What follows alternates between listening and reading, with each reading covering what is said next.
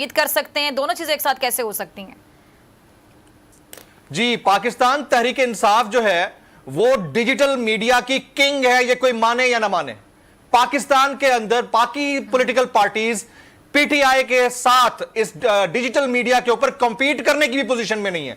आप ये सोचिए कि उनके बराबर में भी कहीं नहीं भटकती हैं, तो उन्होंने फिर क्यों ट्विटर स्पेसेस ज्वाइन करना शुरू कर दी? वज़ीर दाखिला साहब ने, उनकी पार्टी के बाकी सीनियर लीडरशिप ने, क्योंकि उनको पता है कि अगर आप वक्त के तकाजों के साथ साथ नहीं चलते तो आप वैनिश हो जाएंगे। यूट्यूबर्स को आप मोल्ड नहीं कर सकते अपनी तरफ।